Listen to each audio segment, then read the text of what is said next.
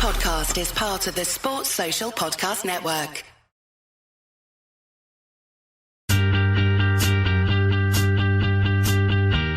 Oh, it's a goal. Who got the assist? Who got the assist?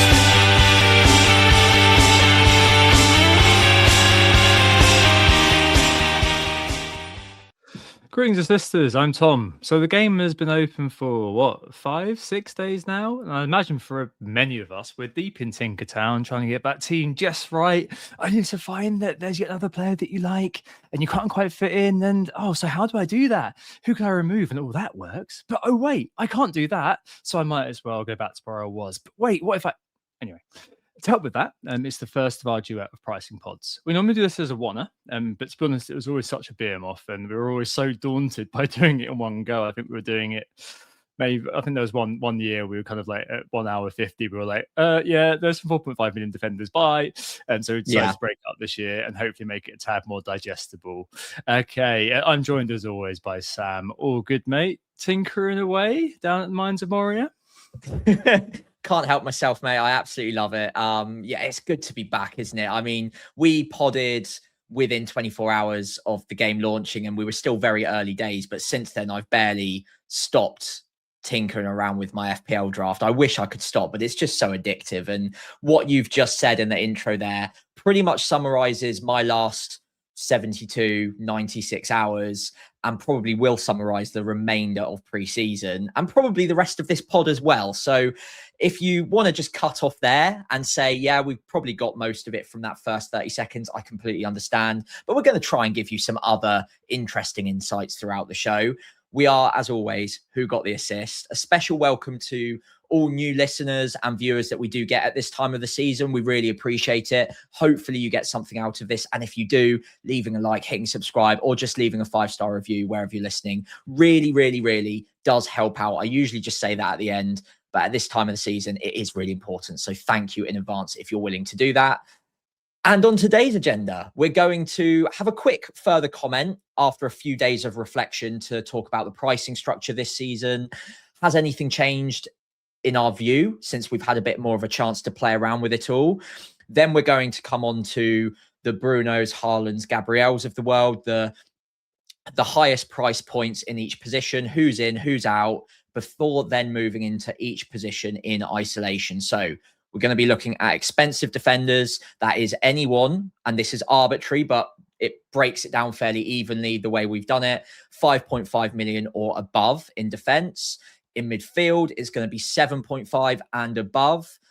And forwards is going to be 7.5 and above as well. And then, of course, we'll finish off with where we're currently sat with our current drafts. It's Tuesday, the 28th of July. FPL has obviously already been launched. Lots going on in and around the transfer market too. So many, many moving pieces. And we've started to have a few preseason friendlies. João Pedro hat-trick yesterday was interesting to have a look at as well, although it was against a cricket team. So we don't really need to worry about that. Anyway, general chit-chat. On we go. How are we doing, Tom? Yeah, good.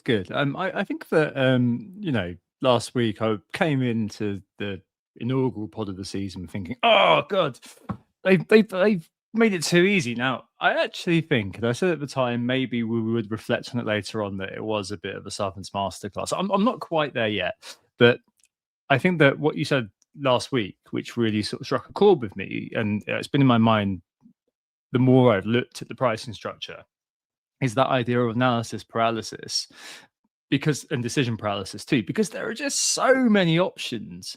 And I think that's kind of where the challenge is this year with the pricing. It's not so much trying to fit everyone in or trying to kind of, trying to figure out your edge pieces. It's more that you've got license perhaps to go, and it kind of fits with us looking at the Chonks, the expensive players today. You've got license probably, depending on the premiums you choose, to go for 2, probably 3 of the expensive players in the arbitrary price bracket that you've described that we'll look at. And there are a lot of options within that, and trying to kind of pass that, make that work and feel satisfied with that let's just say it's an ongoing process. Hmm. But yeah, I think that I've definitely warmed to it. It might be Stockholm syndrome. It might be just because that's all I've got. So hey, you know what? Either I complain or I just get on with it. And I've been doing this for 10 years. So what do? We get on with it. But yeah, I've warmed to it. I've definitely warmed to it. I don't think there are kind of it's one of those things that we said last week as well, Sam, before, that people won't kind of think about this or be concerned about this in not very long. I think it was kind of a passing thing, and now the prices are here. We're just kind of like, yeah, let's just get our spades in the ground and start digging, I suppose. Yeah, 100%. You start accepting your new reality pretty quickly in FPL. It's been a few days. We had a chat about it on day one. I think we all did. And then after that, it's, yeah, those are the prices we've got. Let's make the best draft we possibly can within those rules. And I think, generally speaking, we talked about it a bit last week because Haaland, Bruno, and Gabriel were the prices that we had before the game launched. I think we were both jointly pretty happy with all of those prices. It looked like it was going to make everything quite tight and quite difficult to afford a good squad with 2 or 3 of them in.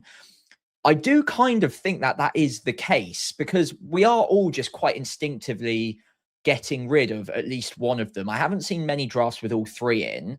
It does tend to be Gabriel so far. That seems to be the one that's getting sacrificed because you can afford another Arsenal defender and therefore cover off clean sheets. But I am starting to see Bruno being questioned a little bit. That's probably quite healthy. You don't want Haaland and Bruno in 100% of teams. I'm even starting to see a few drafts without Haaland in it as well.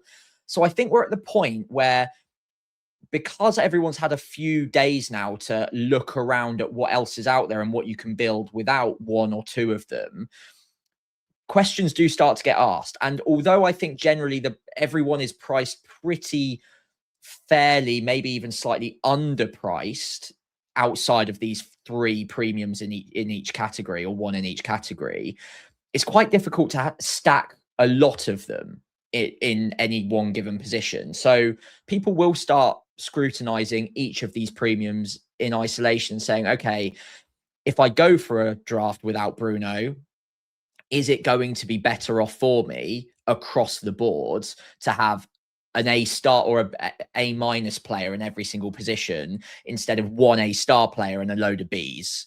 And I do wonder what we'll all settle on in the end. But so far, I'm seeing plenty of variety, and that is healthy. I think that's a really good thing for the game. I don't know whether they kind of stumbled upon that accidentally or whether it was very intentional, but either way, I'm looking around every single video I've seen, every single draft I've seen online.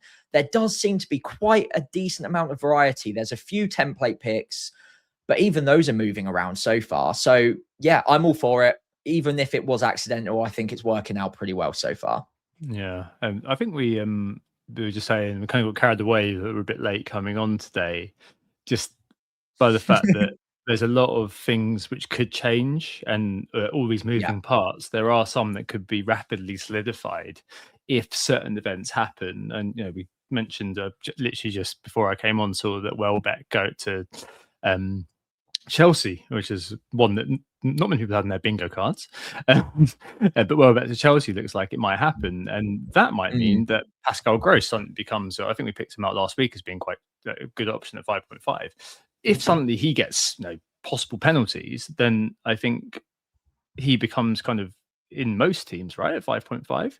And then suddenly people have got probably a lot more money to play with. And then, there's lots of other knock-on effects which could still impact things. We'll come back to it in our drafts later, but I think broadly, people who have listened for a long while, I used to kind of sit there and tinker like there was no tomorrow and kind of end up with about 1 million drafts pre-season and then kind of blunder towards one in game week 1. I think over time I learned to be a bit more intentional about making transfers in my team and actually sort of, using that information, something that I saw in a piece of content or something I saw in the news, which had an FPL impact. I've tried to kind of abstain from flipping open the FPL app and making that change immediately, and only really sort of changing things when new information comes to light, which is kind of ironclad, right? That kind of makes sense to make a change there. And I think that's a lot more kind of useful, I suppose, because we've still got a bit of time left and there are still things to do. But yeah, I think all of that is accommodated pretty well in the pricing structure. Yeah, I completely agree. And what you were just saying there reminds me of musical chairs a little bit, where you go through so many drafts through preseason that actually there's very little difference between draft A and draft Z or whatever. They're all fairly similar in terms of the EV, the expected points, whatever you want to call it. And it just ends up being whichever one you finish on by the time the deadline hits is just the one you go with. And it feels blundery because you don't know for sure that it's way better than all of the other drafts you've made, but it just happens to be the one that you've ended up on. And that is what I'm really trying to resist this season as well.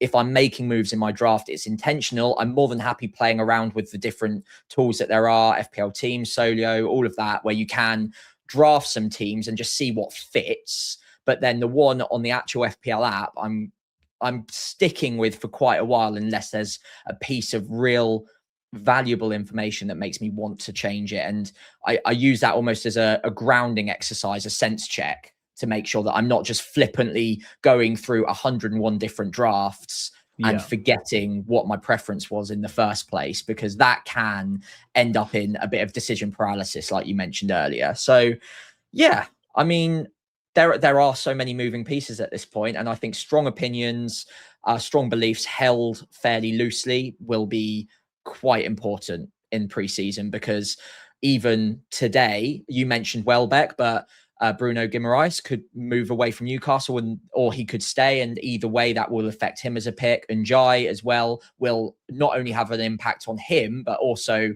there will be another Everton penalty taker all of a sudden. So yeah, several moving pieces, and a lot can change in a day or two. So yeah, hold tight. Right, let's look at this then. So to start with your big three, Haaland, Bruno, Gabriel, I think maybe instead of kind of just putting them in context, I think we've sort of discussed the merit kind of already a little bit there, Sam. We'll come on to it in our drafts too, about who's missing out in the wider sort of team. It might be quite good to just kind of go straight into what we're doing in terms of this sort of expensive analysis here. So as you mentioned earlier on, it's the expensive defenders, 5.5 million plus, expensive mids, 7.5 million plus, expensive forwards, 7.5 million plus. As you probably would know if you've been listening or watching for a while, how we do this is a bit of a homebrew. It's a quite big one, but it's looking at several data points for these players and trying to construct basically an index or a ranking system to involve lots of key factors. And they normally are things like starts, just a start percentage out of 38, basically, points per start, XGI per 90, DEFCON per start. These things kind of they may move around, but the story is always going to be the same. Some goal projections as well from Solio, and that's the only one that I can find which is readily available. And all of that kind of comes together to make a sort of an index to try to give us an idea of who are good picks based on last season's data. But obviously, there are loads and loads of caveats, and we'll try to give voice to them. We're not going to be saying, yeah, because this guy was good last season, he will therefore be good next season. We're not going to be saying that, oh, Isaac only scored 30-something points last year, he's at the bottom of the index, therefore he is rubbish. That was nonsense, and that's something that we'll be doing. But hopefully these things just useful in terms of trying to ground the picks and their value, I suppose, in some semblance of a data understanding.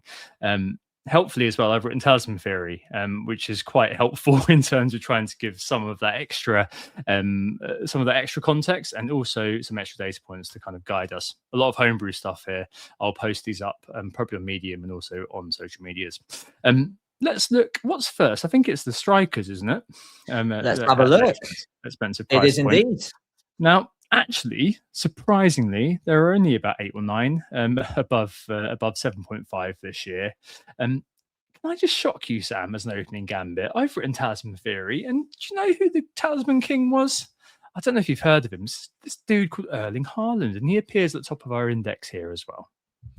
Yeah, not a massive shock, is it? I mean, he's earned that 15.5 million price point, and I think what is his ownership at the moment? Something like 73% in the live app right now. I think most people, now. 75, there you go. Most people have come to the conclusion that this guy is pretty good at football by now, and we're not going to teach you any differently. Yeah, I mean, look, he ranks high in every single aspect. Is it even worth going through the benefits of Haaland, or is it probably more beneficial to try and find any buts just for the sake of balance? Is that something that could be interesting, Tom? I think so, because I think it wouldn't surprise anyone to say that his points per start is the highest amongst these expensive strikers, 7.5 million plus at 7. It wouldn't surprise anyone to hear that his XGI per 90 is the highest, 0.86. It wouldn't surprise anyone to hear that the 1 to 5 goal odds are probably the highest for City. On the Maresca, let's see, but Haaland, especially at the start of the year. I think taking the opposite side of it probably is actually an interesting one there, because we can fold in that sort of idea of, okay, how does it work without him? I actually think that, and because we're kind of just looking at the expenses, obviously there's a gap, which is all of the kind of the edge piece, the cheaper bits, those kind of extra pieces which kind of fit in to perform the whole team. And we'll definitely cover that next week. But looking at the strikers as it stands, I think that in terms of actual viability, Sam, we've probably got maybe 3 other than Haaland, who are João Pedro, Thiago, and Isaac. I think that someone like if you're looking to probably go early with chips, maybe be looking at Gyökeres or Havertz, depending on some Community Shield intel. But I just, there by the grace of God, go you, I suppose. If you want to choose one ahead of game week 1, I've got no idea which one's going to start, honestly. Gyökeres versus old club sort of narrative going on there, but I think it would be out of those 3, wouldn't it? If you were looking at kind of the expensive ones. I know there's a lot of 6. There's a plethora of 6s. We definitely will get there next week. I don't know. I think that kind of obviously looking at this in isolation is quite tricky, and there's obviously a load of downstream impacts from going without Haaland. I just think, given the ownership, this is, I know, quite a basic point and not one which is particularly sexy. Given the ownership and given the way he starts seasons, yes, he's been in the World Cup, didn't get that deep. I still think that I just haven't thought of not owning him at the start of the year, despite the fact that he's very, very pricey. I completely agree with that. Yeah, look, it's a lot of money, but I don't think there are enough other mega premiums in the game that are reliable enough to go against him and feel comfortable for me at the moment. I think we'd have to get some pretty significant information that he was out for the first couple of game weeks. Maybe he needed an extended break after the World Cup, for instance, before I even considered looking elsewhere for now. FPL does change quickly. That is all I'll say, because we've had this in seasons past with Salah, for instance, even last season with Salah, where everyone is so adamant he's going to have a stormer, except for Tom here on this podcast, who thought he'd have a really terrible season, and it was true. So massive props to you. But generally speaking, people are quite determined certain picks are just going to remain good picks forever. Right now, that's how we feel about Haaland. After 5 or 6 weeks, something could happen that makes us change our mind. But I'm not going to jump the gun on that in a million years and say, oh, I back him to have a bit of an off season or to come back slowly from the World Cup. Let other people take that risk is my firm belief on a player like him. The upside is so high. The fixtures are also pretty good to begin with. So there's plenty of captaincy opportunities for him. If after 5 or 6 weeks, he's not looking anywhere near at it, or maybe the Maresca system isn't really working out, maybe his XGI numbers are falling, whatever it is, then you can make the choice to get away from him. And you're still going to have bags of money to afford pretty much any other side that you want in the game. But I just don't see why you would take the risk to begin with, when it's going to be so hard to get back to him if it goes wrong. And there is such a high likelihood of it going wrong if you go without him. Then we come to the cheaper picks. You mentioned, I think it was 3 others that are, okay, they're in this pod because they're more expensive than the 6 millions, but they are a lot cheaper. They're half the price of Erling Haaland. Thiago, Pedro, and Isak, I think, were the three that you mentioned. I just want to start off on that conversation between those three. I'd probably chuck in Watkins as well, because he should get good minutes. At 8 million, I think any other season I'd be really interested. But when you've got Thiago and Pedro at the same or cheaper, I do wonder why I would go with Watkins when he's not got penalties, when the data's not quite there compared to someone like Thiago, even slightly worse off than João Pedro. The one I want to raise right now is Isak at 9 million. We know what he's capable of. We know that he could be a premium in waiting. But when you've got, we don't even know he's got penalties. He's probably got penalty share, but we don't know he's got them over Szoboszlai. And we also don't know what the minutes are going to be like. We aren't completely confident it's going to be 90 minutes a week. Thiago, we pretty much are, and he's got penalties and has just had a stormer of a season. And João Pedro's an extra 1.5 million cheaper than Isak and is putting up as good, if not better numbers than him pretty consistently now. So I'd probably rule him out for the start for the exact reverse reasons to Erling Haaland. Like, there's so much that could go wrong by picking him that I'd wait a few weeks before then taking the gamble, or maybe gathering that information first and then taking the plunge. But for that reason, because the next one down from Haaland is Isak, and he doesn't fill me with confidence right now, I think that just cements Haaland even more in my mind. I don't see where I would gain an advantage up front through anyone other than Erling Haaland. Even a combination of Thiago and Pedro seems light in comparison to just having Haaland anyway. I couldn't agree more. If you're going without Haaland and you're set on it, you're committed to it. I think that there is a lot of value you can distribute throughout the team. So you can reach players like Palmer, for example, whereas it might be a bit of a struggle for us with Haaland and probably with Bruno as well. There's that inevitable sort of ability to spread money, which is going to be difficult for people without Haaland. I mean, I feel like this discussion's been had every year for the last few years, effectively. And yeah, I really can't at the moment make the case for Isak. Isak came second actually for XG behind Haaland 24-25. That was at Newcastle, and as you mentioned, that there's a new manager, there's all these sorts of bits and pieces which kind of form too high a barrier for me to be considering the guy. By the time we get to a point where maybe it's not worked out for Haaland, you're probably wielding a wild card anyway, aren't you? I don't know. It just feels like if you're, it's not even being risk averse. It's just picking the players who you think can score lots of points. Start of most years, Haaland's top point scorer last year. At the start of most years, Haaland starts like a train. And I think it whittles down really to me to Haaland, and then probably plus one of these expensive these kind of expensive forwards in the index. After Haaland is Igor Thiago, and then in third is João Pedro, and there's probably there's very, very little between them on the homebrew. You're looking at kind of a 1 point maybe. Thiago, I think, has a real kind of case for inclusion. A third overall last year for XGI. Obviously, those penalties, a bit of an expert. Brazil didn't get that deep, and he didn't play beyond game one, I don't think.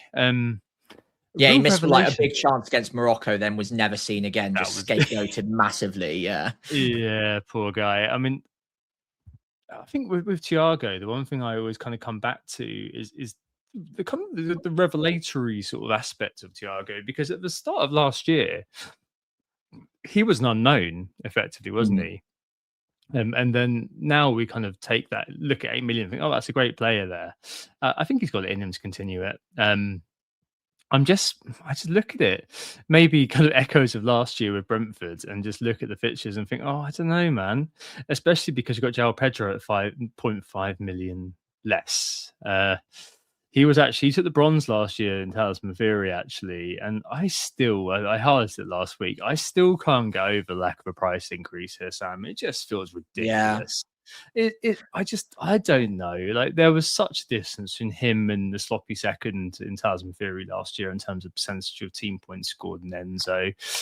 You got Cole Palmer, you got Morgan Rogers. Cole Palmer obviously coming back to full fitness after the injury problems he's had. Morgan Rogers joining the team. There could be a case, that their return, well, in Palmer's case, was always there, but you know what I mean? Like them both being there could dilute the points that he scored. There's the opposite, which is that they could elevate the points potential that he's got. At the moment, due to that price point and the fact that they've got Fulham in game week 1, and then the grudge match against Brighton in game week 2, yes, Arsenal game week 3, then Hull in game week 4, I don't know, over half owned. I really, really don't want to back against João Pedro. And I know that this kind of basically is me just saying the ownership is kind of the incontrovertible factor, but the underlying data is there as well for João Pedro. He wasn't that far off. I think he was 5th or 6th last year for underlying XGI, and I don't know. I just don't want to back against that, to be honest. Had the full summer as well, of course, after being left out for Neymar to score his penalty. Yeah, I mean, look, in a universe where João Pedro doesn't exist, I'd have Igor Thiago in my draft right now, because I think even at 8 million, he's pretty good value. They're called Big Chance Brentford for a reason. They do historically find very, very reliable ways of creating those big chances in the box for their centre forward. And Thiago benefited from that last season. In the past, it's been I think even Mopai once upon a time, Watkins as well, Tony, Wissa and Burmo, all of which have benefited from big chance creation at Brentford. And I don't see why that's going to just fall off of a cliff this season. Now, the only asterisk with Thiago is, can he get as many penalties as he got last season? I think he got double-digit penalties last season, which is a big overperformance versus what you'd normally consider for any team in terms of penalty amount. Brentford do tend to get more penalties than average because, again, they are kind of gaming the system a little bit. They do look at winning penalties. I'm not saying they're diving by any means, but it's a bit like Man United quite a few years ago now, where they had really tricky wingers that would take on their men in the box and end up winning quite a few fouls as a result. Brentford have also benefited from that. And can they repeat that to the same extent this year? I think it's reasonable to suggest that there will be a little bit of a drop off. So I do really want to have Thiago in my game week 1 draft, but I don't think I can go without a Chelsea player or attacker in game week 1. Like going into that Fulham game where it looks like they're going to play a really high line under Arbeloa. In preseason, they look quite shoddy at the back. It doesn't look like they're really learning the system very quickly. And they're old as well, aren't they? Yeah, it doesn't look like they've got the team built for that kind of way of playing. And so going into that game, I do want at least a Chelsea player. Then, like you said, the Brighton game's not a bad one either. And then by game week 4, I'm going to want at least one Chelsea. I probably want 2 or 3, to be completely honest, against Hull. So do I want to start from a point of 0 and not have João Pedro when he does appear to be, out of the 3 Chelsea attackers that I would consider, I would say he's the one that's definitively underpriced.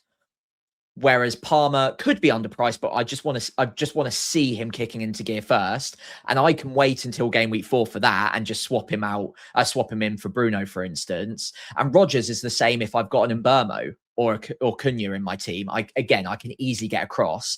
João Pedro, I just think I want him from the start, and I think 7.5 is going to be really good value for money again. I don't even hate the idea of starting with Haaland, Thiago and Pedro, but that's when money gets a bit tight. So I think right now, just the one getting sacrificed is Thiago, unfortunately. But I would like to find a way to have him in, because I think he's on for another pretty good season. I just think João Pedro is being as underpriced as he is with a good set of opening fixtures. I just really want him. End of. Yeah, no, I'm exactly the same. I think let's hold the striker thought for now. I think it's probably fair to say that we've honed in on the 3 who are probably the most viable assets in the Chonks. but there's obviously some complicating factors, which are the cheaper players, which we'll come back to next time, especially around the 6 million. I would probably, just to touch on that very slightly, argue that I would have one of them alongside Haaland and probably for us, João Pedro, rather than instead of. I just don't really at the moment see a world where I go without, especially because of kind of what we've both been inferring, that say it doesn't work out with João Pedro, then it's not too hard to get up to Thiago if needs be, or if one of the other players starts off like a house on fire, like a train. I keep getting those analogies mixed up. then you can get there for one of these chonkier picks. I'd feel a bit too exposed, even though I have looked at kind of having Haaland and DCL and trying to kind of find a way to fit Palmer in. I think the ownership for João Pedro, I know it's quite dull, but at the moment, that plus the underlying data does suggest to me it is really worth it. Yeah, let's hold the striker thought for now and move on to the expensive defenders. On screen, another homebrew. It's quite a big one. It's the same as the strikers, except we've included the 1 to 5 clean sheet odds instead of the goal projections. Similar calculations to create our index. I don't think I mentioned it before, but basically it's done by adding together points per start, XGI per 90, DEFCON per start, multiplied by team goal projection or clean sheet projection, and then finally by start percentage to get a measure of all the factors. I said that really quickly. You can have a look at it later. But I mean, on this, I think it's no surprise probably that Gabriel comes out on top, just because of the ludicrous points per start of 7 that we saw last year, nearish the 10 for DEFCON per start, nearish. Didn't quite get there as a whole, but nearish, and that is more than good enough for a player that last year you were paying a fair bit for. This year you're paying an awful lot for, and obviously you've got that decent XGI per 90. We know the run rate last year was pretty ridiculous. Would have been even higher if he'd actually started more than the 30 games he eventually did. We also know that he wouldn't be in the 200 club if the changes to the bonus were enacted. Basically what those do, for those who missed last week and haven't kind of looked into it, the skinny on that, the TLDR, is basically that I've put in, it doesn't stop it completely, but it does limit the capacity for defenders to double dip in terms of getting DEFCON and then bonus as well. So they get both of those extra points. It kind of limits the CBI that they do get and how that impacts the bonus points that they are then kind of on to score. But yeah, Gabriel coming top is probably no surprise. The problem is that he is just so far ahead of all the other players. 1.5 million is what you need to find. Nanobi in the chat is saying that he absolutely loves him in the team. I completely kind of can be, but I'm completely behind that. However, trying to find, I suppose, balance is the wrong word, but trying to find a team that I'm satisfied with in terms of covering all the bases that I seem to be building towards wanting to cover, he's the one that misses out for me, unfortunately. And it is probably an open question, really, whether you go for another Arsenal defender or whether I've seen a few kind of discussions about, do you just, at the start of the year, yes, it's Coventry game week 1, but Aston Villa, Palace, Sunderland away, Aston Villa, Chelsea and Sunderland away, Sunderland at Stadium of Light, no pushovers. Is there a case to go without? I don't know, Sam. I simply don't know. Yeah, it's a tough one. Gabriel at 8. In isolation, 8 million for someone who can score 200 points is really good. But then as we know, FPL doesn't work in isolation because you can immediately compare him to a 6 million defender and say, okay, fine, I could get 200 points out of him for 8 million, but for 2 million less, I'm still getting 180 or 175 from a couple of different options.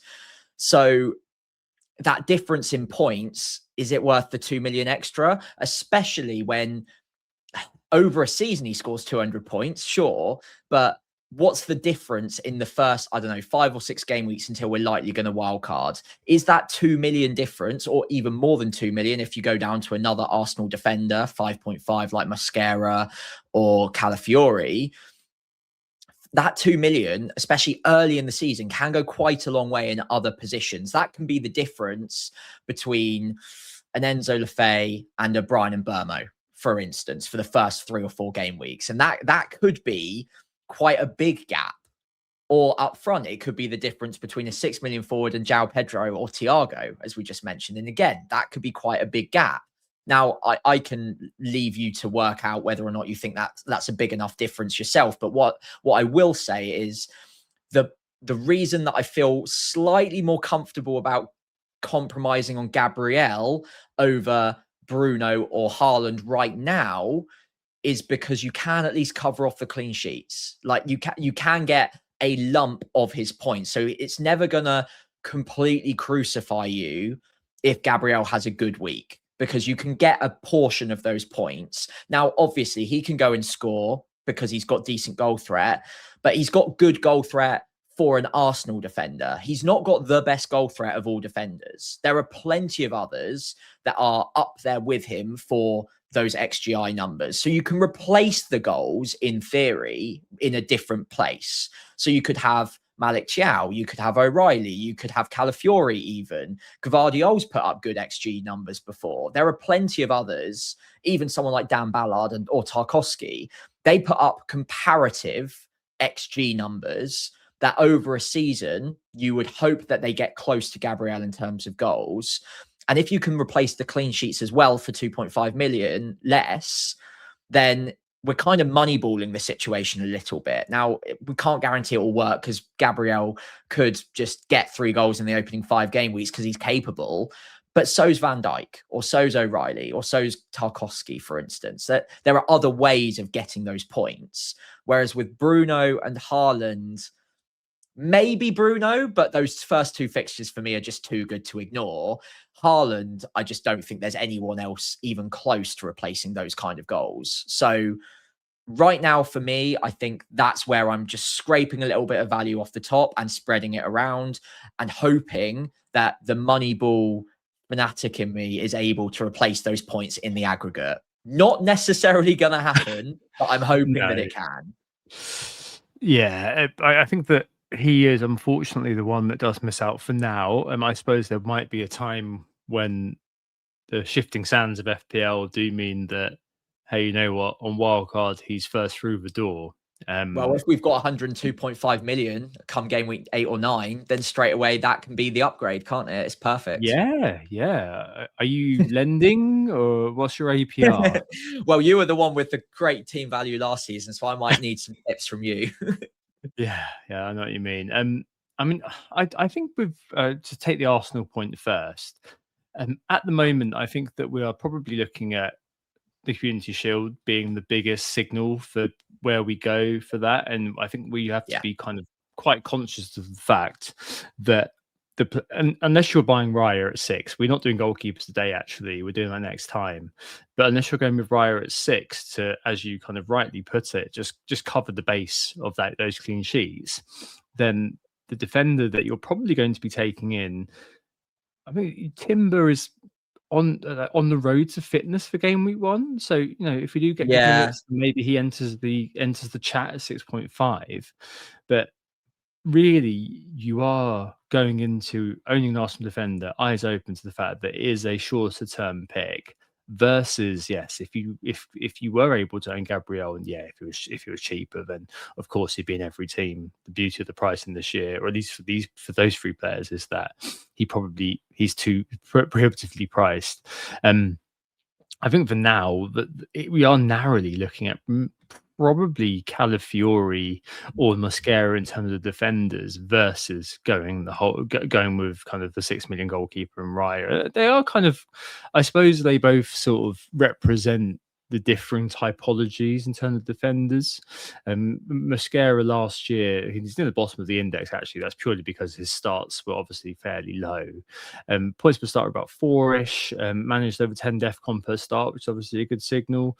Not really too high on the old XGI, versus on the other hand, Calafiori with 0.2 and the XGI per 90, which obviously it was fairly decent. DEFCONs weren't up to much, about kind of 5-ish. In the analog stats, actually, Calafiori comes out as being incredibly shot friendly, takes one on average every 50 minutes, which is probably one of the highest rates of a shot taking, a defender's taking a shot. And if you do watch him play, he does have that in him. He does have that eye for goal. I think the chip leader actually was Neco Williams in terms of taking shots last year for defenders, if I remember correctly.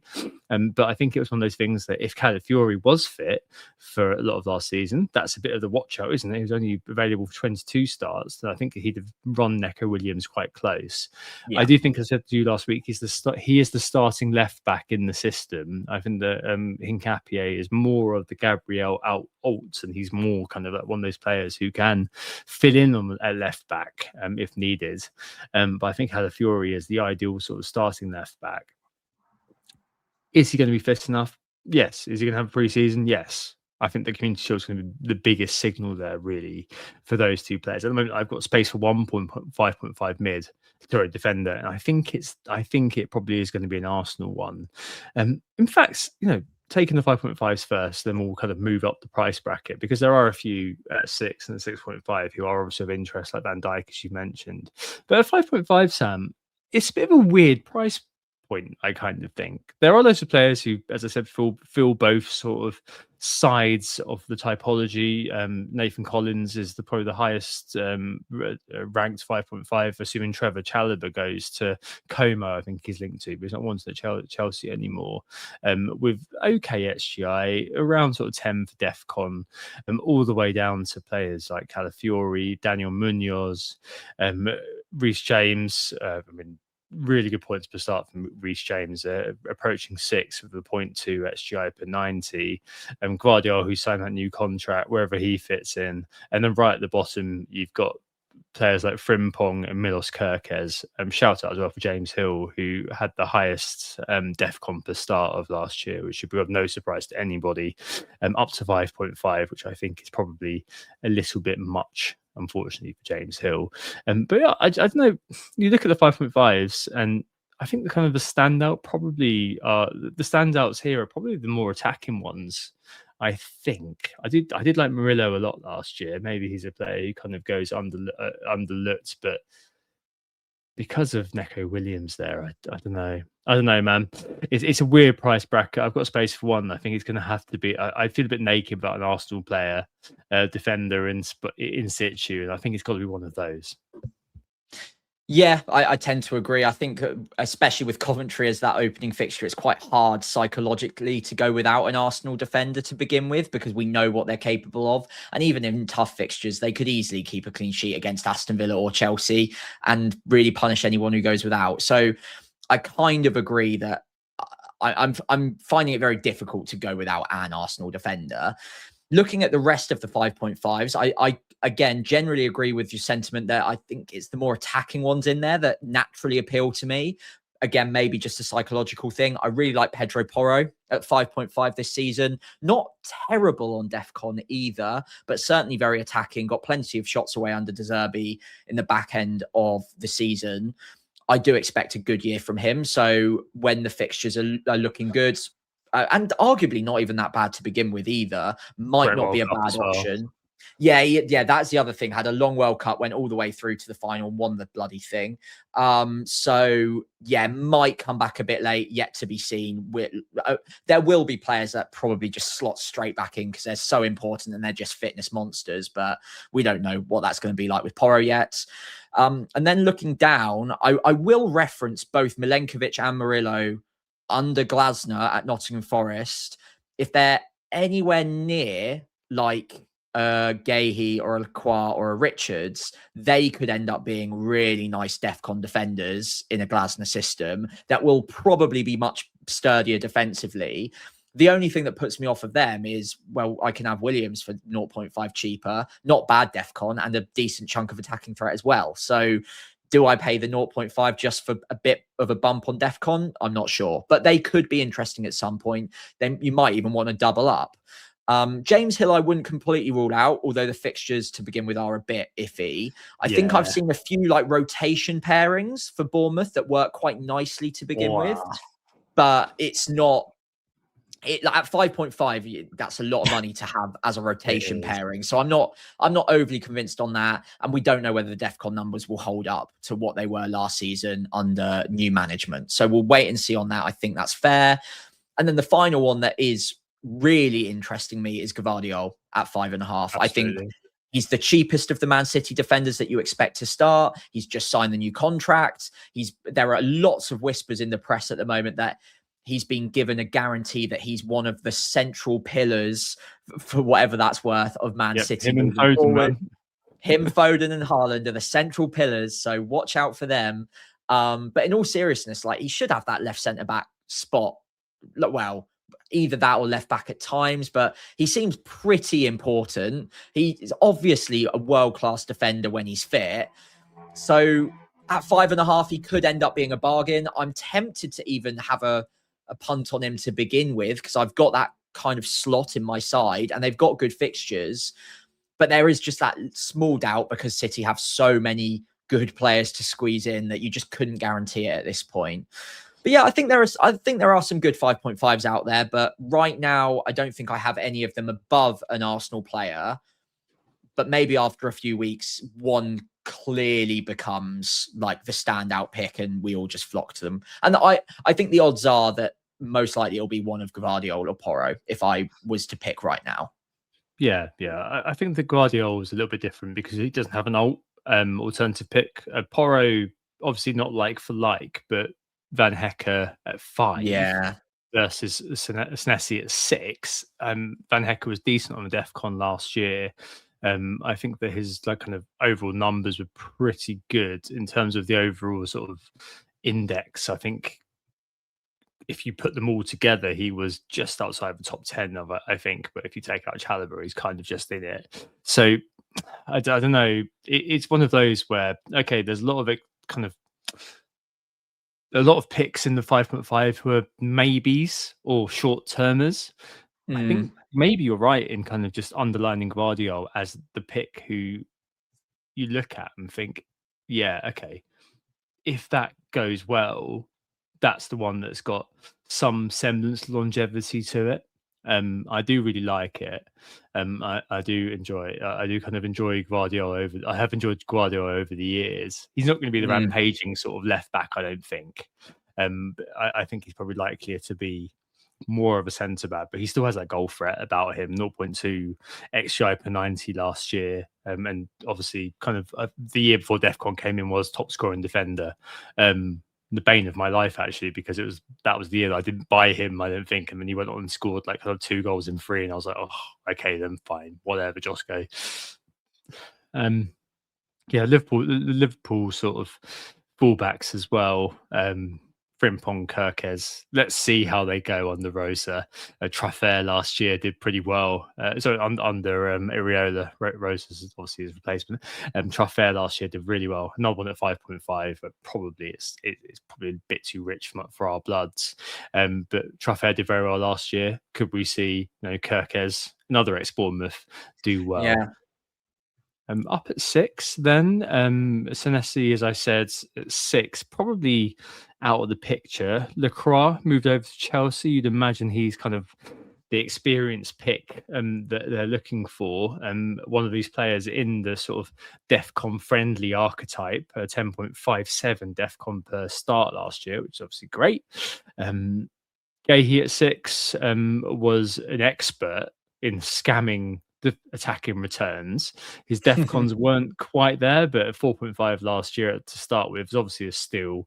I'm not surprised to see him in many teams. I suspect he'll kind of start the season, and I wouldn't be surprised if he's the one who, if you're worried about lack of defensive kind of City, you're not sure about Guardiola for whatever reason. He's probably the one to just kind of lump in on, perhaps. We'll get on to Nico O'Reilly in a minute. Matheus Nunes, we need to see whether Maresca fancies him at right back. I know Pep did the conversion job, etc., etc. Lots of kind of damning with faint praise about Nunes, wasn't there? That he wasn't clever enough to play as centre midfielder for Pep. But hey, you know what? You can play right back. Reminds me of my football career.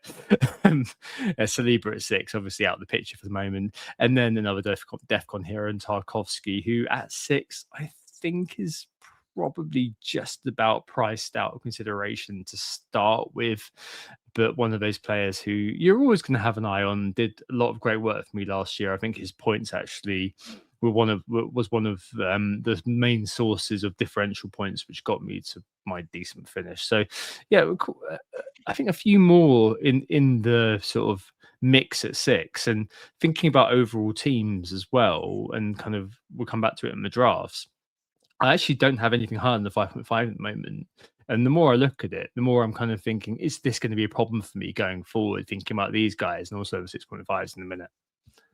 Yeah, I mean, when we get up to this 6 million territory, it starts to feel like a lot of money to spend on quite boring picks historically. And I think psychologically, there's some work yet to do in my mind to get into gear and almost like evaluate the points fairly, because you look at some of the points totals of these 6 to 6.5 million defenders, and a lot of them didn't exactly overperform on their data either.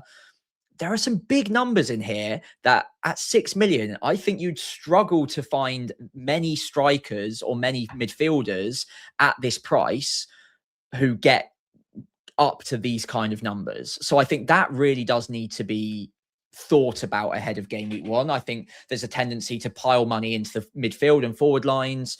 Naturally, I'm doing the same, but actually what we saw last season, yes, there was a bit of a DEFCON overperformance across the board, but even if you took 10, 15 points off of a few of these players, you're still putting up really good points totals. So there's a lot of value to be had here still. I wouldn't just ignore them altogether. And a player like, I'm going to pick out Van Dijk because I know he's getting a bit older and 6.5 feels like a lot of money, but I think he scored, was it 6 Premier League goals last season? And when it was Szoboszlai assisting him, a lot of us have got him in our sides at the moment. Imagine getting that double up a couple of times next season as well in the first few game weeks. Now that is going to be absolutely blockbuster. And I do just wonder if finding that extra 1 million to get someone like Van Dijk in, who we know is pretty good on DEFCON anyway, and that was before Iraola, who obviously had 2 fantastic DEFCON centre-backs last season. Plus he's got the goal threat, and we know he's going to play probably north of 35, 36 games next season as well, unless he completely falls off of a cliff. I do really like it, even at that price point. And then you've got, again, Mark Gahey, you mentioned, who I was surprised to learn actually put up even better underlying attacking numbers than Gabriel or Van Dijk last season. Admittedly, quite a bit of that was at Palace. But if he's playing 35 plus games a season in a Man City shirt, they will keep clean sheets. That would be good value for money. You're probably going to get north of 160 points off of both of those players this season. Same goes for Tarkowski. Same goes for any defender who regularly starts in a Man City, Arsenal, Chelsea, Liverpool team this season. So don't overlook them. They are a bit expensive. And I would consider the cheaper alternatives in each of those sides. So at Chelsea, for instance, Lacroix instinctively to me feels expensive because I can get into the Chelsea defence for $1 million less in Colwill, for instance. And he's not bad on DEFCON either. Or at Spurs, we talked about Porro, but I could have Kinski for 4.5. Especially at the start of the season when budget's a bit tight, those are decisions that need to be made. Even Van Dijk, you could have Jacquet at 1.5 million less as well. So those are considerations, but I think when you look at each of these players specifically, I think they do represent good values. Like Nico O'Reilly at 6.5 sounds expensive, but he put up 0.2 XG per 90 last season. If he does that again this year, he's going to be a cheat code at 6.5 million. So that it's just something that I know I'm overlooking, and I just want to try and recalibrate my brain a bit to this new age of FPL, because these are good players who, if you price them or you look at them against midfielders or strikers of the same price points, they're priced well. So yeah, I don't know. I don't know where I sit on it at the moment, but I would like to fit in at least one 6.5 million player, just to give me that easy hop across if there is one that's just popping off. And I'll take a gamble on which one that is to begin with quite happily. Yeah, I think of all of them, I'm most drawn to the steady Eddie sort of Gahey sort of character, with decent underlying, probably okay sort of chance of def con. And as you said, that sort of steady, sort of decent-ish, not a guarantee of clean sheets, but you've got a good chance of them coming in. If it's 5.11 points per start, so anything over 5 points per start over last year, I've highlighted as being fairly sort of decent. I think the one thing kind of that is worth mentioning there, I think I just prompted from you saying kind of the new age of FPL, is that a lot of the time actually with these players, you've got that sort of mixture of the DEFCON players and the more sort of attacking players. One thing that we haven't mentioned that much is the out of position sort of stuff. And I think there's, you mentioned him, one player who probably might become that sort of fabled out of position player, who might be O'Reilly. And, we might see him, if Rodri goes to Real Madrid, touching on the kind of the knock-ons that we mentioned earlier on, like if he and Anderson become the centre midfield pairing for Man City, for example, with O'Reilly's ability to ghost into those half spaces and become, quite a decent attacking threat. I think 0.3 XGI per 90 actually it was the highest per 90 that we've got amongst the chonky defenders. Suddenly, as you say, that becomes an absolute cheat code. That becomes getting a rocket launcher on GTA, doesn't it? From the loading screen, effectively, a level when you start the game. There is a world where he is kind of in every team very quickly. Does he start game week 1 though? He's not gone on the preseason tour. That's it. Community Shield is going to be such a signal for that, isn't it? Yeah. And I think that's going to be similar to Arsenal. That's going to be the biggest thing. I don't know whether we've mentioned this at all, but with Arsenal and City, I think that the fixture list, the FDR, is kind of irrelevant. It's kind of like they are the tough fixture, so I don't really look at it as much. The only fixture I look out for is when they're playing each other, which I think is game week 12. I think something like that. That's long enough in the future that I don't care. Exactly. That's well out of my consideration range.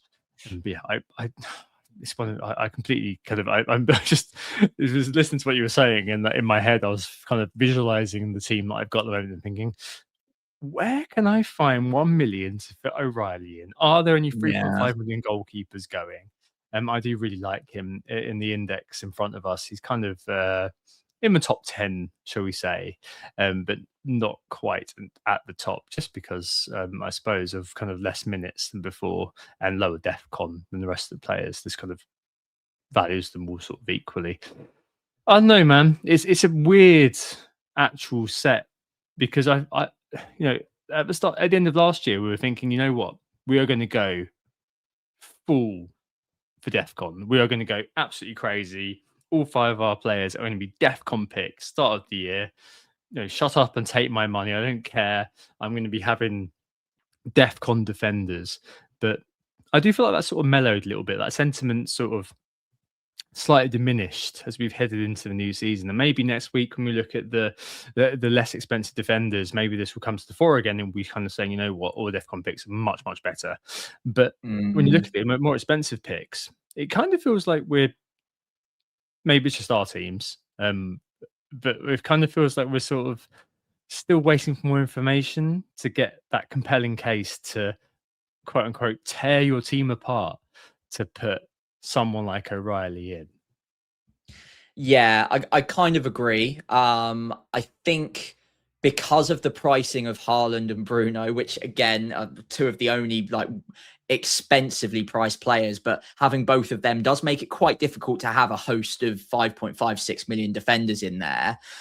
But I think they will still tick along really nicely with DEFCON in a lot of cases. And although we're overlooking them right now, I wouldn't be surprised if world number one after 6 or 7 weeks just has at least 3 DEFCON guys in their back line and a little bit less money maybe elsewhere, but find some value to help afford a more expensive backline, and they just chug along, perfectly happy getting their extra 2 points every other week. It's not going to be 70-80% like we saw at times last year, but it's still not going to be bad. I don't think it's just going to drop off altogether. And we'll come on to them next week, but there are a few defenders at 5 million that have pretty good DEFCON hit rates. So you might be able to even get your way into some DEFCON defenders a little bit cheaper than this as well, which might negate the need for spending 6 million on one of these guys. You might be able to get very similar for 5 million and then we're quids in. It's all fine. So we'll obviously save that to next week, and we need a little bit more research on that. But I wouldn't abandon all hope of getting some DEFCON defenders, even if you're not on the 6 million guys. There are still some cheaper options out there that could be good value and DEFCON heavy. I agree with you. I kind of wonder whether the more expensive players are kind of still these sort of exemplified by Nico O'Reilly, the potential what's called the bang theory sort of players, who could just kind of out of nowhere boom you a 15-pointer, and the more sort of drip feed players are in the cheaper price brackets. But yeah, hold that for next week. We'll provide more context then. And let's move on to the expensive midfielders, because we're an hour in, incredibly. We are. Yeah, on screen, same again, except with strikers. Except as with strikers, the 1.1 to 5 goal projections are in. And Declan Rice does come out on top of this particular index, the product of basically being that all action, all routes to point style midfielder that's in the index is weighted towards. Contributed goal involvement, DEFCON minutes, plays for top team, set pieces. Problem is that I just don't expect him to be around until kind of game week 3 or 4, frankly, because he's absolutely flipping knackered. Which probably, and I probably take at some point in the season he's going to be a factor, but in the interest of time, I think let's park that one. But Antoine Semenyo in second, Bruno Fernandes in third, both players that obviously we're very interested in. Semenyo was actually the biggest overperformer last season, Sam, amongst midfielders. Did he go to the World Cup? Yes, he did. I completely forgot. I did not see him except for in the game against England, where I didn't see him because he was invisible on the pitch. But 8.5, a very interesting character. But Bruno Fernandes, yes, the big ticket player, second place in Talisman Theory last year. And if you are going to be basic and just do team FPL points and the highest score of FPL points, it's Bruno Fernandes who comes out as top. Yeah, what a player. Basically, I listened to it Talisman Theory, and it's just ridiculous how good he was last year, no matter what the system. Played 18 games under Amorim, 17 for Carrick. I showed you earlier on kind of the split of data. Basically the same XGI. No matter what the system is, no matter what the managerial sort of instructions are, the guy just produces. Average across the seasons, 20 XGI. That's over the last 6 seasons. He did also show up, obviously, in Project Restart and recorded 8.53 XGI in 14 games, which is absolutely ridiculous. But basically, the TLDR on Bruno is, yeah, okay. At the end of last year, he did become a bit of an assist machine. Maybe he was looking to break that record. And there's a bit of a caveat to that before these things, a friend of the pod, Mitchell Sterling, told me, before these things did start to get officially counted, Darren Anderton may have got more assists in 94, 95, named from the past for many. But yeah, I mean, despite the fact that he may have been going for that assist record last year, his data was probably, his output was the best, and his XGI was the second best. And I just think it's one of those players that I just can't really go without. There's only one tiny watch out, which I'm sure you also noted, Sam, which is that last season Bruno assisted Casemiro 6 times. They'll need someone. Maybe Maguire finally puts that slab head to good use to convert like the Brazilian did, if Bruno is going to rack up the points again. But yeah, he's yeah, one of those players got his fable routes to points, hasn't he? TLDR. That I'm really, really, I can't really see a way that I'd ever back against him. Yeah, so I'll start by agreeing with absolutely everything you said. I'm not going to go without him in game week 1. The guy is an absolute machine, and even if he is anywhere near close to what he did last season, he will be a phenomenal pick once again. All I'll say is that I think at times this season, 12 million is going to feel quite expensive. And I think it's going to be more of a question as to whether or not he's good value later on in the season than we had last year, but because he's been priced into it, right? And last season was a record-breaking season for him in terms of assists. That means that is inherently rare, that you're not expecting him to get 24 assists again. If he does it, amazing. And what a player he is. And we should all be very impressed by it. But I think more likely than not, we're going to see a bit of regression on the assists. And like you said, 6 of them came because of Casemiro goals. He's not at the club anymore. Now, that will be replaced. The goals don't always happen in the same way. But I'm not going into the season expecting 24 Bruno Fernandes assists when they've also got Europe to contest with as well. So I am expecting a bit of regression. That's not going to stop me from owning him in game week 1 and 2 when they play Hull and then Ipswich. Far from it. I just think that at times this season, I'm going to need to remind myself this isn't the same Bruno Fernandes as last season because he is priced much more expensively. That extra 4 million over Mbeumo or Cunha, or over 3.5 over Semenyo, or 2.5 over Palmer or Saka, at times this season might feel like a big saving that's worth making, but not to begin with. And I am pretty adamant that the way to play this one is Bruno from the start. You get him for the first 3 fixtures, which look fantastic. And then come game week 4, maybe it is Palmer season. Maybe 9.5 for Palmer looks really cheap. He's got Hull at home. That's the easiest switch in the world, potentially. It might be that Bruno Fernandes comes out the blocks really quickly and there's just no way you want to go without him. You find another route to Palmer, fine. But I do just have an inkling that last season was a bit of a red herring. He had like a 240-point season, the first full season he had as well with Man United. But all of the seasons in between, I think he's failed to hit 200 points. So this is a standout season. And I think a bit of regression is to be expected, especially with Europe. It doesn't make him a bad pick and doesn't mean he's not going to score plenty of points, get plenty of goals and assists. But I think it's more likely than not that we see a little bit of a reversion to the mean, and therefore other players at 8.5 and 9.5 might come into it as better value later on in the season. Day 1, though, Bruno in 100%. Just wanted to flag that for future content. Yeah, I think that's probably about right. Man United, to my great delight, have for a long time been a bit of a steaming pile of you know what. And I think that's affected Bruno as well. Last year, I think under Carrick, at least, they had a bit of resurgence really in terms of back to basics. And we'll see how that goes this year. As you know very well, Sam, Michael Carrick is my choice of Manchester United manager, based on his amazing work at Middlesbrough. Let's see how that goes. But no, the first 2 games of the year, I'm not going to overlook Bruno. And I think that perhaps over the years, he's one of those players that has been a bit unlucky, actually, to not return commensurate to his XGI. That's true. That's also fair to say.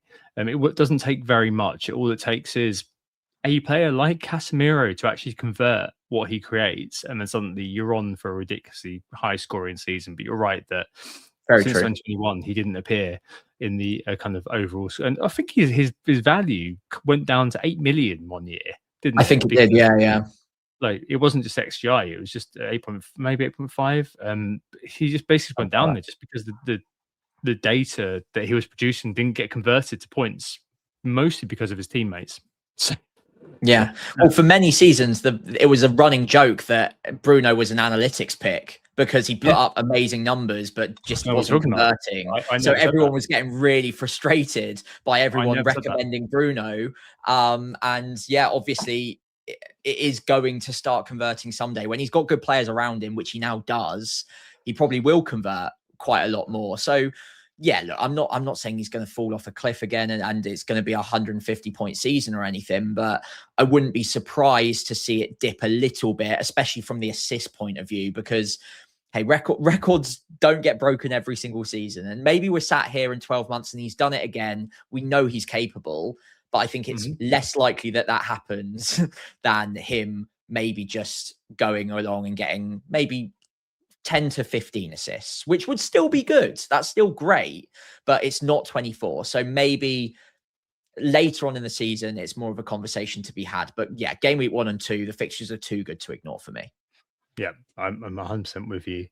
On that note, Brian Bumo, Matheus Cunha, discuss, I suppose. Last year, Bumo 0.58 XGI per 90, slight underperformance, is fair to say, in terms of where he ended up, in terms of what he scored, which is what he got the year before, and when he was at Brentford, finished absolutely on fire, and one of those players that, along with Visser, actually, we were both kind of like, wow, this guy is just chef's kiss. Start of this year, owning one of them, I think, at that 8 million price bracket. I like the fact they're both at 8 as well, to give you a bit of a choice there, is very, very interesting. There's been some Dorgu chat in the chat, and we'll come back to him next week. Of the two of them, I'm slightly favouring Bruno at the moment, just because he's got that. He's going to have that full preseason, but there are the index slightly favours Cunha, just because he produced a little bit better last year in terms of a few things. I don't know, man. It's very close, isn't it, between the two of them? And yeah, it's I suppose a bit of a risk thing. Is it even a risk thing? I don't know, because those first two are so good. I feel like I want one of them alongside Bruno instead of. You know what I mean? Yeah. I tell you what, if you're good at predicting Man United team sheets, then you have got yourself a very good opportunity at the start of the season. Because if you know that Mbeumo or Cunha are going to start, then back them for the first two fixtures. I think the but around both of them is that there is competition in those places. Cunha at the moment, he is the best of the three, I think, or the most likely to start of the three. But he's got Dorgu and he's got Rashford to potentially compete with right now. There's also the opportunity that he plays centre forward instead of Sesko, but centre forward could equally be Mbeumo potentially as well. Mbeumo, on the other hand, has Diallo, who could potentially compete with him. Now, I think both Mbeumo and Cunha are priced correctly at 8 because they are the first choice over all of the names I've just mentioned. But all of those names will get minutes if they're still at the club come game week 1, game week 2. Obviously, Rashford might go. So it's more about what your predictions are for expected minutes. I think if you have one of them more favorably on the expected minutes, then I think you go for them. I think all things equal, if you back them to both get 75 minutes a match, I think they're still probably worth it for those first two fixtures. And if that's the case, if the minutes are equal, I prefer Mbeumo because the XGI numbers and XG numbers are much, much better than Cunha's. And I think that is enough to maybe just push him slightly over Cunha right now for me. I think he's got that explosive haul in him. Cunha's still a great pick. And if you think the expected minutes are better, then that would cause me to go with Cunha instead. But I kind of have them even on expected minutes at the moment. And therefore, I prefer Mbeumo because of the XGI data. Yeah, I'm with you. Elsewhere in the more expensive sort of 8+, you have Semenyo, Saka. I'm going to talk about Gibbs White in a second. Saka, I think we can, and Cole Palmer as well, obviously. Saka, I think, probably just gets discounted. It just gets discounted, but obviously we'll see what happens in the Community Shield if he is fit and starting, which I do doubt. Alongside the Declan Rice thing, then he comes straight back into conversation with this points per start of 6.28, which is very good. But I think that Semenyo is probably one that I know that you're a big Cole Palmer stan. I know exactly why as well. It's definitely not something I'm going to question. But Semenyo 8.5 is one that I kind of feel a bit bad about at the moment overlooking for my team. Yes, Yep. he's 0.5 more expensive than Bumo and Cunha. The two fixtures for United players are probably a bit more compelling, but I'm assuming under Maresca, he's going to have similar expected minutes, and his underlying data is perennially quite good. I don't know, just about gotten to 200 club last year. One of those players that I'd back again to have a good season and get kind of around the 100, assume he's fit, get around 180 points, 8.5. That's probably a decent bargain, isn't it? Yeah, I agree. I am trying to find ways to squeeze him in. And I think at times this season he will be in my team if the minutes continue to be as good as we think they will be. Obviously, the caveat is it's a new manager. He might have his preferences. It might change. But I think to begin with, we can be pretty secure in the knowledge that he should be a starter. He's certainly good enough to be one. But I'm struggling to find... I'm struggling to figure out who I would take out or sacrifice to have him to begin with. I know what you mean, yeah. Like if I had $1 million extra, he'd be in. But I am really struggling, especially when at 8 million, I've got Hull followed by Ipswich from Burma or Cunha to begin with, or you've got a penalty taker like Gibbs White, for instance. So it's just, yeah, I think it's maybe going to be a at times pick rather than a throughout the entire season now. And I do also wonder, and I don't have an answer for this, by the way, but I do wonder if there's a chance that Maresca plays him a little bit wider in a new system, and therefore maybe the goal threat dips a little bit. It is also worth noting, you said at the very start of this section, he did massively overperform last season. 0.4 XGI per 90 isn't great. Like, it's only a shade above the likes of Declan Rice, for instance. Like, it's a little bit better, but he did overperform it. Now, some players just do overperform. That's fine. But I think if I'm predicting future points for, if the minutes were similar and Burmo notches up at 0.18 better than him in terms of XGI per 90, so I think, especially given the opening fixtures, I think I'm probably more likely to go with a Man United second attacker than Semenyo for now. But down the line, I'm sure I will have him. Yeah, I'm 1,000,000% on board. Right, let's. The final 8 million is Morgan Gibbs White, a very small aside, which comes out of Talisman Theory. So 10 goal involvements over the last 10, including a hat-trick against Burnley, propelled him to a really good finish. And in this index, he's actually third from bottom.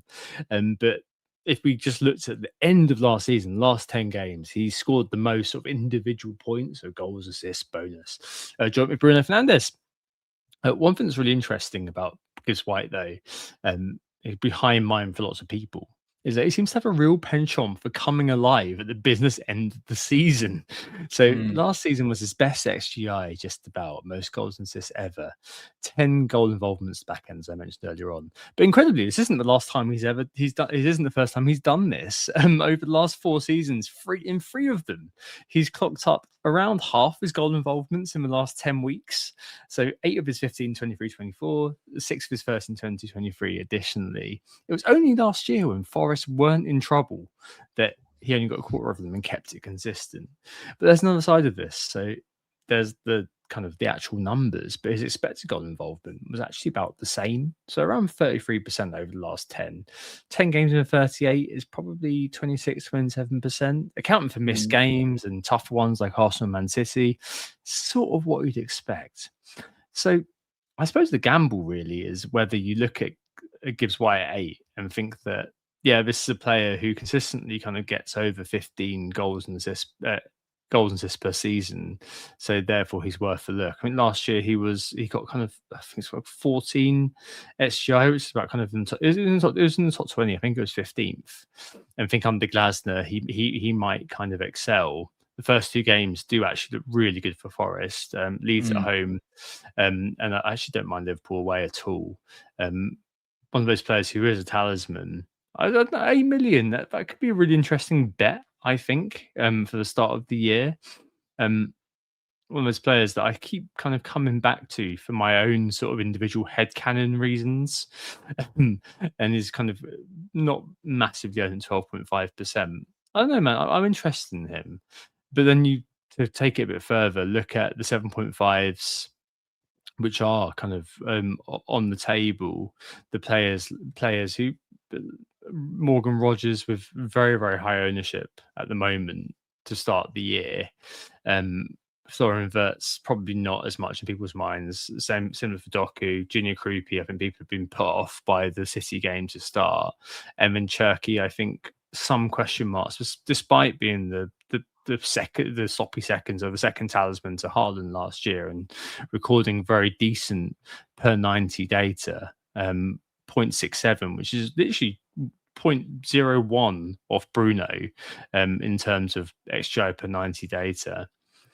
There's probably other kind of options out there, but I do quite like Gibbs White at 8. I'm not sure why. There's just something about it which keeps drawing me back in. Maybe it's because I quite like Oliver Glasner as a manager.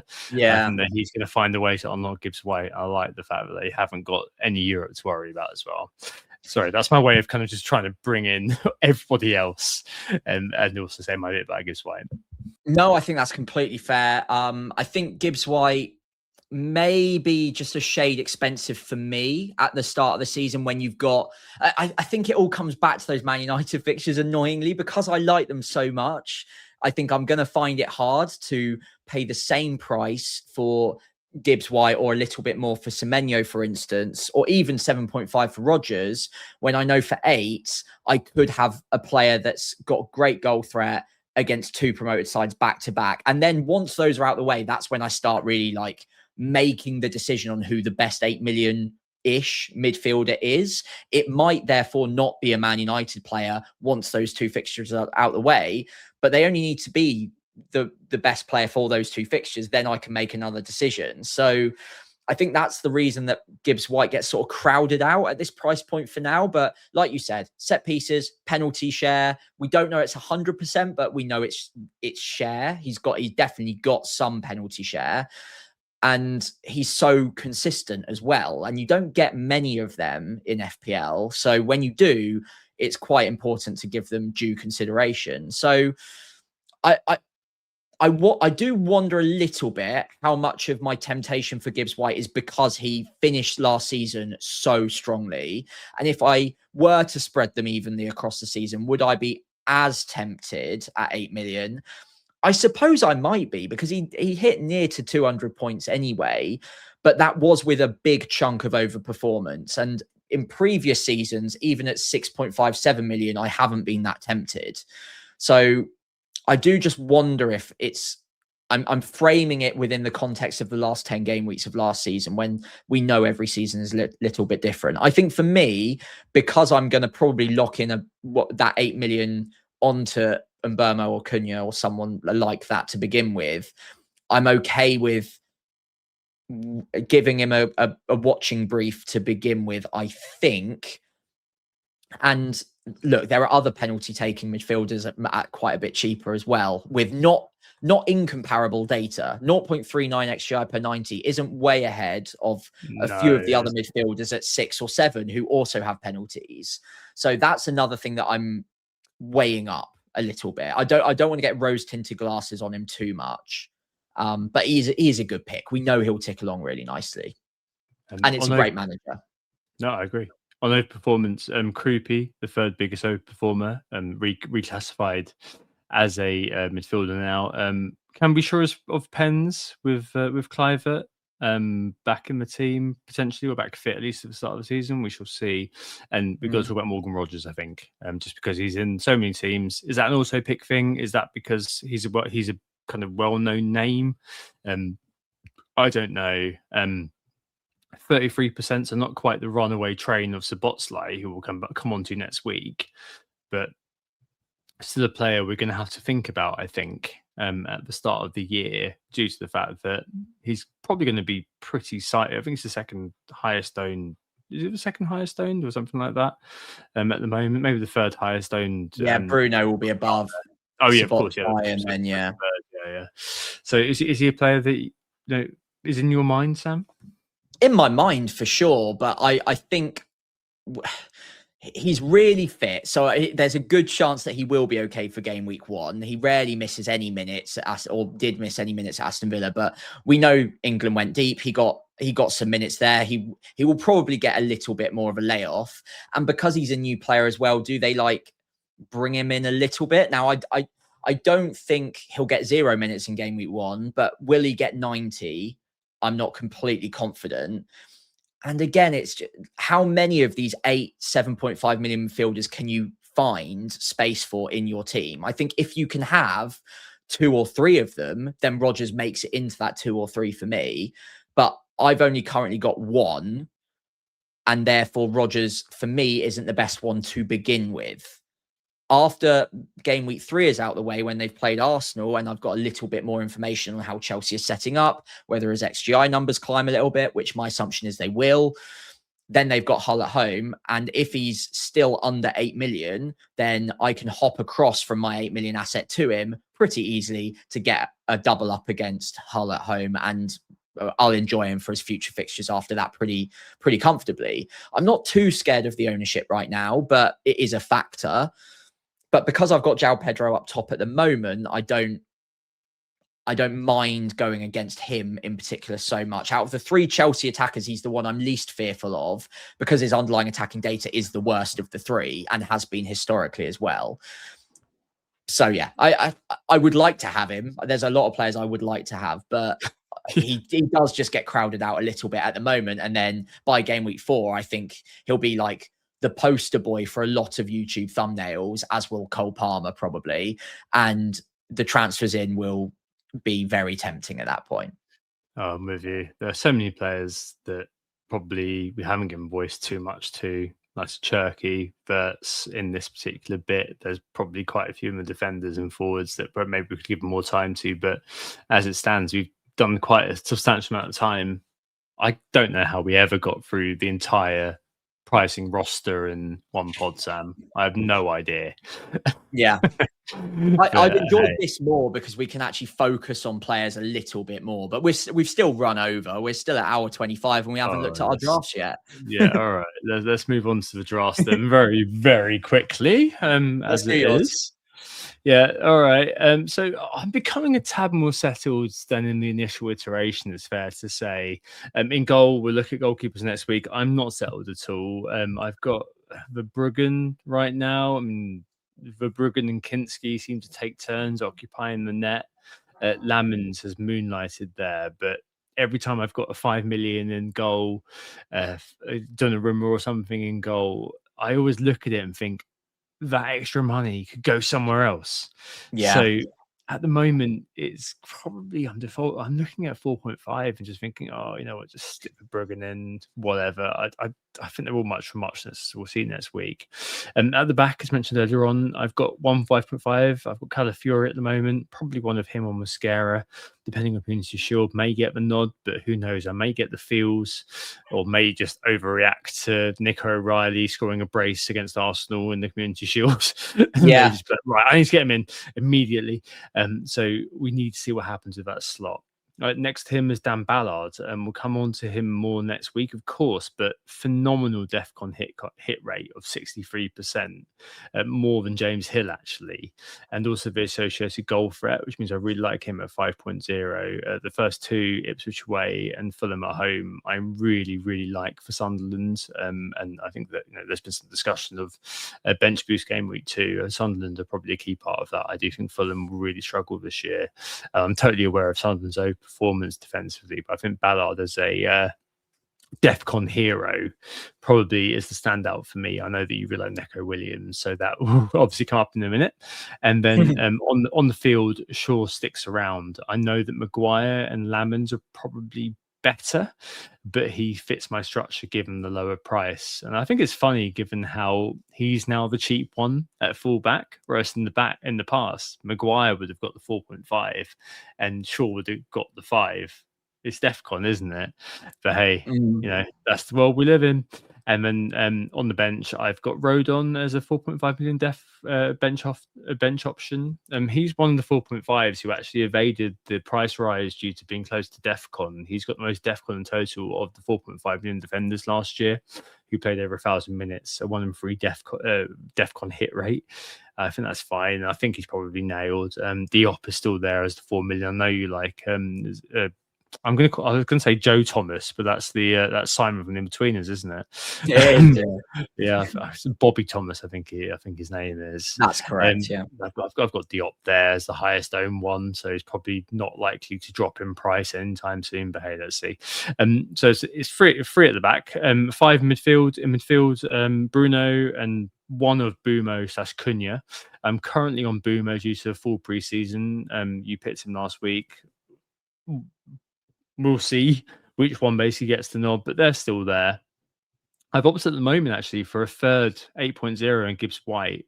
As I mentioned earlier on, I keep being drawn to him, despite him being maybe an end of season specialist as described from a production point of view. I've just got a feeling about him, but one of those players that maybe I'll just be clutching the fact that I called him out as being a player that who's going to be good, but in my actual team I may not have. We shall see. I've succumbed to Szoboszlai. I wasn't too warm on him, but to be honest, the ownership is not something I'm going to be taking on, honestly, and more to kind of go into next week.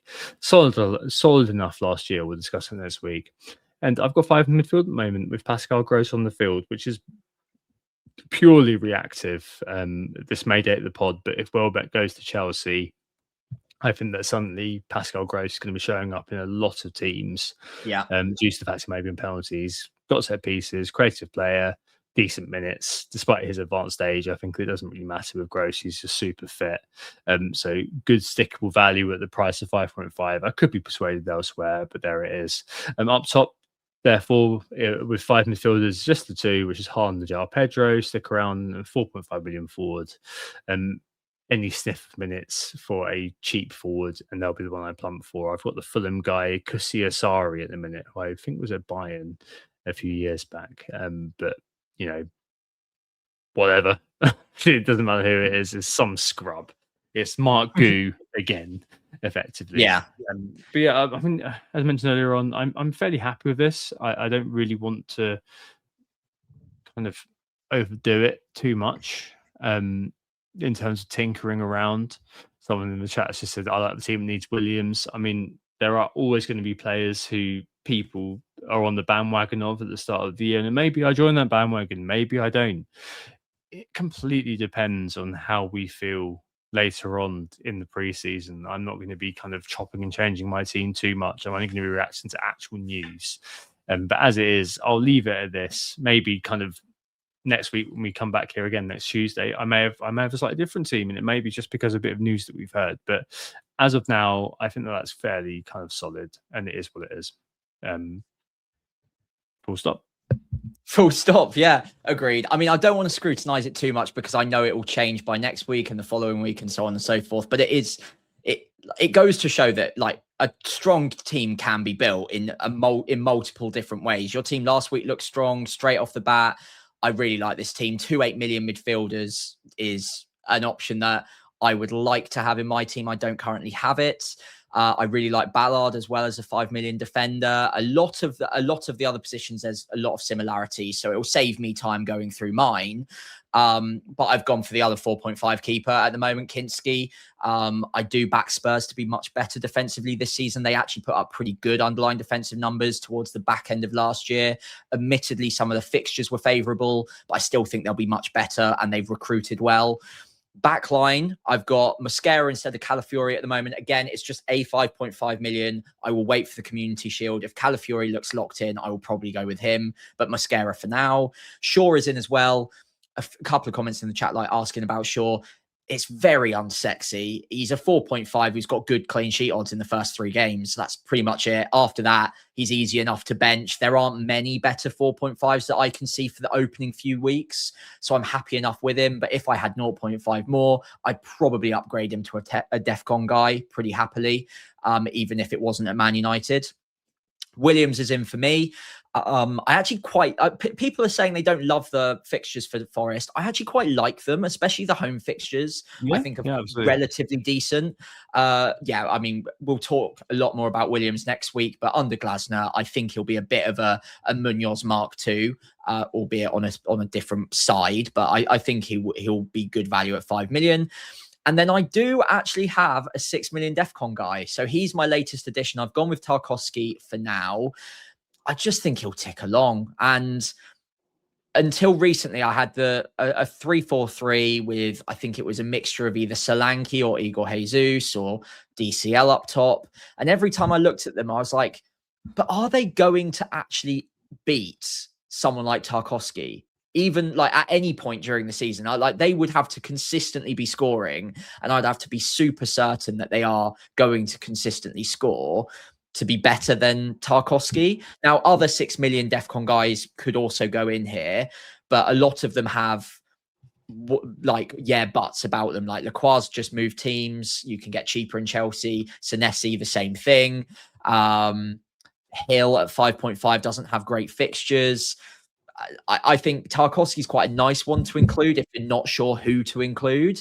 But I would say that if I see Gabriel starting in preseason, the Community Shield, yada, yada, yada, that might turn into Gabriel pretty quickly. Or I find 0.5 for O'Reilly because he looks great all of a sudden in preseason or in the Community Shield. So that one is very much up for grabs. But I quite like the structure of having a DEFCON defender that I can just start no matter what the fixture is. And then in midfield, I do still have a 5-man midfield. I think more often than not, it will be a 5-man playing midfield. But because Shaw has good fixtures for the opening 2, I'm happy enough to bench Pascal Gross at 5.5 for a couple of weeks. And then when Shaw's fixtures turn, rather than having to sell him, he basically becomes my bench defender. And I go to a 3-5-2 pretty comfortably. So in the midfield, I've got Bruno alongside Mbermo for the first few. I've got Szoboszlai. I don't think he'll be going anywhere. And then I've actually got Elliot Anderson alongside Pascal Gross. The Gross reasoning that you gave, I won't repeat. I completely agree with. Let's wait and see if Welbeck leaves. If he does, I think Gross is in. And then Anderson, for me, a bit like Tarkowski, I think he'll just tick along. And even at 6.5 million, even if he hits a 50% DEFCON rating, a ratio, which is lower than he did last season. So I'm even downgrading a bit. He's still going to hit something like 170 points this year. It won't be far off because I imagine his attacking threat will be similar, if not slightly better in a City shirt. They'll keep a few more clean sheets and that does stack up. And I do think he'll be nailed in. I think he'll be a 90-minute man. And the DEFCON won't go down as much as people are suggesting. Even in the games where Anderson has played where they're dominating possession, his DEFCON hit rate and average is still north of 12 and it's still pretty good ratio. So I do like him at 6.5, but having him means I'm lacking an extra penalty taker like Unjai or Lefay, for instance. So that's a decision I'm considering. Then up top, João Pedro with Haaland. I don't need to talk about that for too much longer because we've already done that. And then on my bench, I've got Bobby Thomas and then a 4.5 non-playing striker who is already locked because he's left the club, I believe. So he shouldn't be going down in price. Yeah, I like that. That's the only reason. That is a next level. That is for 4D chess. Yeah, mate. It won't help me out whatsoever. All I will say at the moment, this is my current draft. I am strongly considering trying to get bench boost off in game week 2 now. And if I do, I'll add another Coventry defender probably and just go really aggressive on the first couple of fixtures. I really like that. And the more I think about just getting bench boost done early, the more I want to consider it. So I will look at that more. And then my team will probably change a fair bit. But if I'm not bench boosting, I like this structure. I do like the Sunderland defense for the first couple as well, though. So I am eyeballing someone like Ballard too. So yeah, all of the picks that you suggested are in my consideration, as are a number of others. So plenty of thinking left to do, but I quite like this. This looks strong. They're all going to start. They're all pretty good point averages. It'll probably do all right. If this was the team that you were looking at in game week 9, you'd be like, I'm in a good spot. Yeah, you would. I think that's something that people shouldn't lose sight of. really, a lot of the time when you're kind of pissing around with moving out one player for another. I think that they're all teams that once the season's there and there's that massive extra emphasis on pressing confirmed to make transfers, suddenly the weight of thought goes to the team that you've got, and actually all of these teams are great.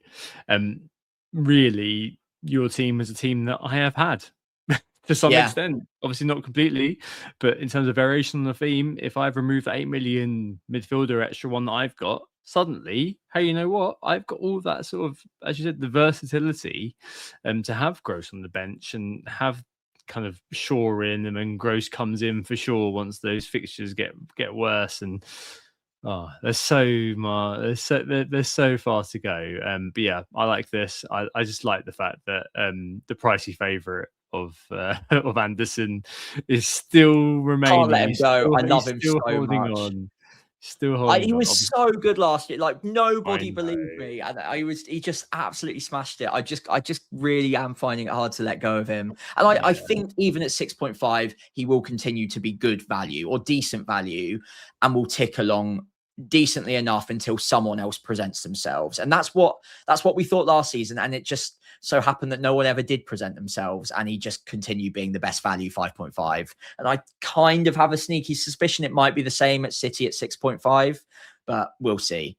Maybe Foden at 7 ends up being the guy. Who knows? But for now, Anderson, I think, is okay. Phew. Well, that was lots. That was an awful lot.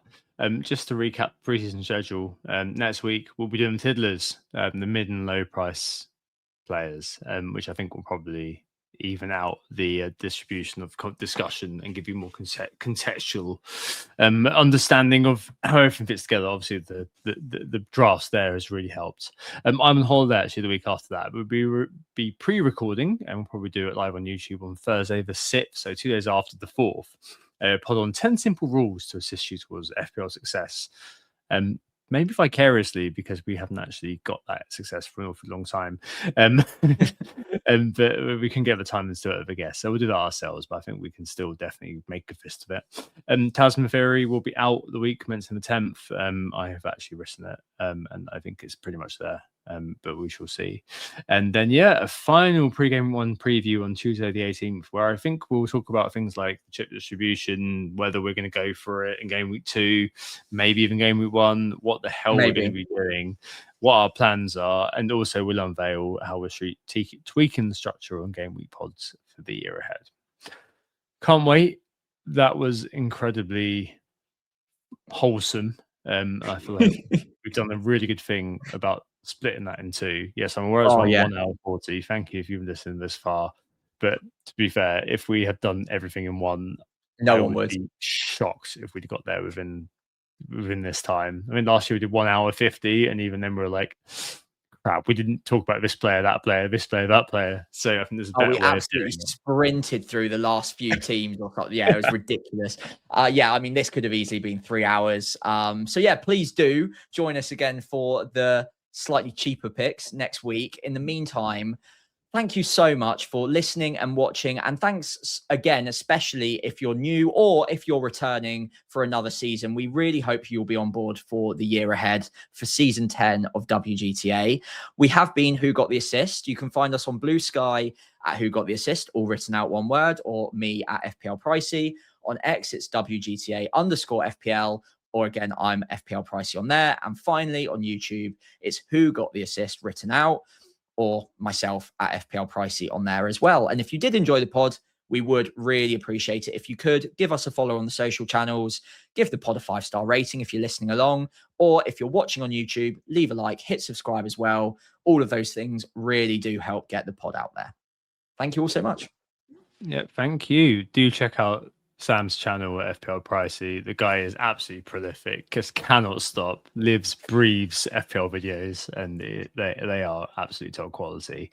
Thank you for all listeners, to all listeners, not for all listeners. I'm thankful for you all, but thank you to you new and old and somewhere in between. Always great fun to have you along, and viewers too, of course.